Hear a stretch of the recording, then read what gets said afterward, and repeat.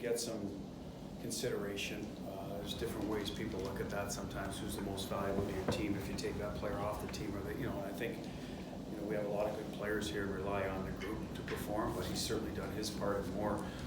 Development is, we've talked about, I think it's more a lot to do with his physical development. He's much stronger on pucks, can absorb hits as a result, because he gets into traffic and he almost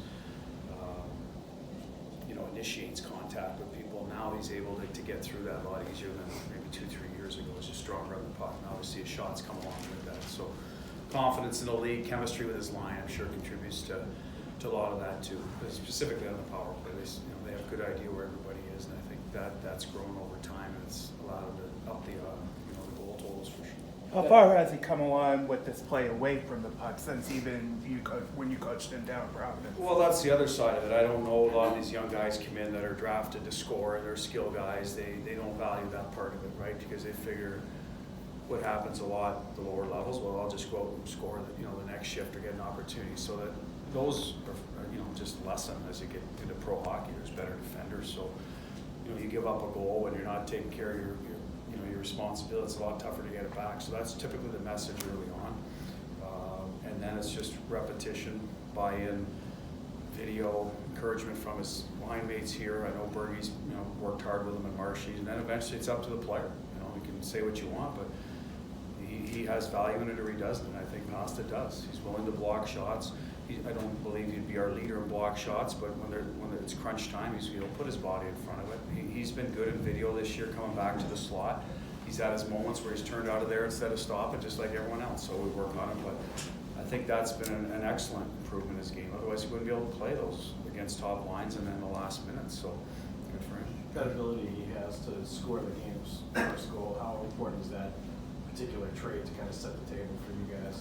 Well, we want to play with the lead. You usually end up downhill. We're good with the lead. Teams know we're hard to play against typically when we're on, and you're not going to get that many great chances anyway, so it might open them up a little bit or loosen them up. Why it ends up the first goal, I can't explain that. It might be just one of those years that good things are happening early in the game for them, or it could be that, typically like that line, they're ready to go. Don't have very many off nights, never mind. I've seen in this building when we started, they'll win a draw and they run a face-off play and off they go the other way. So they're usually hungry to get going, and that probably has something to do with it as well. How good has that line become? Obviously as the year goes on, they're getting targeted more physically, and they seem to know when to pick their spots to fight back, so to speak, or when to just ignore it and answer the bell with a goal like they did the other night. That's probably experience. Maybe they had a better breakfast one day than the next. I don't know. Like some days you just wake up and you're ornery, and other days, so maybe there's a built-in rivalry with some of these players that as coaches, there's some out there, but personal, maybe like Komarov and Marshy obviously have a history, so gets that going a little quicker if they're out there against each other. So there's some of that that's involved as well. But I think they're good pros. They know they're going to get hit. When you're good, that's what happens. Your name or number circled on the opposition's board about guys you got to keep an eye on, play hard against. How hard, and from team to team will determine that. But I think they're just used to it by now and expect it almost. Kind of a different look does Goudreau and Coleman and Maroon kind of give Tampa compared to maybe years past?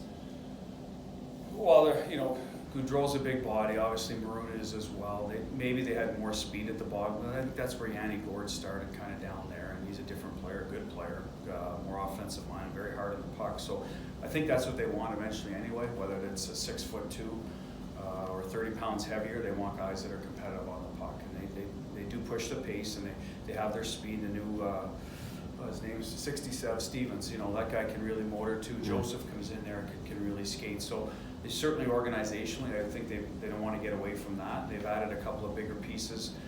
That could be the Columbus effect from last year. I can't answer that, but as a guy that enjoys hockey and just enjoys paying attention, I would assume there was some discussion about that after that series, and that's why I believe they've added some bigger guys.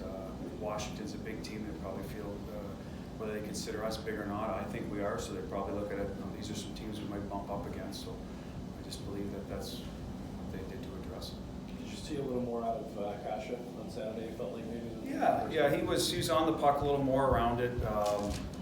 there's a lot of penalties, so their line doesn't kill, so I really have a tough time. You know, I don't want to overanalyze those games because they never get into a rhythm. Guys coming out of the box, 2 of their guys are already out there. It's a half a shift half the time. So we tried to get them even strength minutes. I know their minutes were down as a line and as a whole. That's probably was power play driven and penalty kill driven. And so hopefully tomorrow they get into that rhythm. But I have no complaints with them.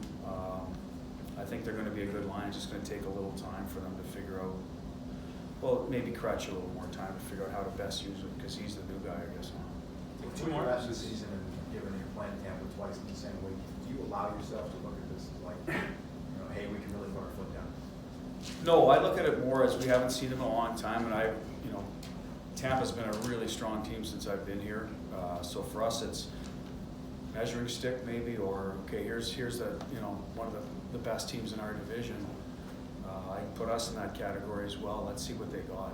Less so about, hey, if we win this, we're going to be, we can start counting down. That to me would be great. Don't get me wrong, but to me, it's more, where are we against this team? A good, solid team. How do we match up against them? We've got some newer bodies. Lozon hasn't, he's been newer into the mix. Can he handle his assignment, etc.? So that's how I'm looking at it. What are they missing? Oh, did you want to go, Mike? How much is power? I don't want to say complicating, but I mean, how much does what he does and he doesn't do, impact the decision on this fourth line? Well, he's been good. He's done his job. He's a very cerebral player, so good penalty killer in that regard.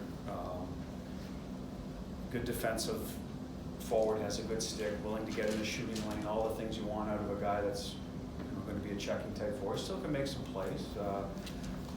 It allows Corrali to play the wing, free him up a little bit, so that's worked out, I think, well. Wagner, Nordy on the other side, I think, they're a good energy guy. Again, a guy that's on pucks and physical is a good complement to that group. Wag started scoring, unfortunately, before he got hurt, so there's a little bit of secondary offense. So I don't think it probably bumps a winner out of the lineup is what it does. Now, where I'd like to see a little bit of improvement with Sean and his power on the face-offs on the penalty kill. Like, I'd like to see them be able to bear down and up their percentage a little bit. Those are 2 left sticks on that dot. That's an area that we need them to be at least be able to hold their own. So that'd be the only complaint I have really. What's that determine the goaltending situation for you? Tuukka's going to play tonight, probably Saturday, and Yarrow Thursday. But again, did I say tonight? Tomorrow. Tuukka starts tomorrow, and that's probably how we'll go the rest of it. What's